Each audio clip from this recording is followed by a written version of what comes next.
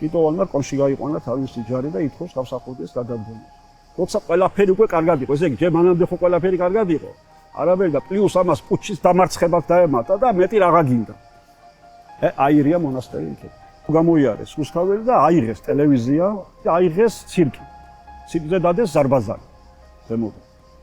და დაგვიმიზნეს. მაგასთან ჩავიდა იქ მივიდა კონში ლიაკაცაძე. და შეხვდა კიტოვანს, ახლა იფიქრა ლია ესე დედაშვილურად მივიდა მაგიცა და სპანაირი ხალია. უნარი აქ ამისი რომ დაელაპარაკოს და მტერი გახადოს მოყვარე.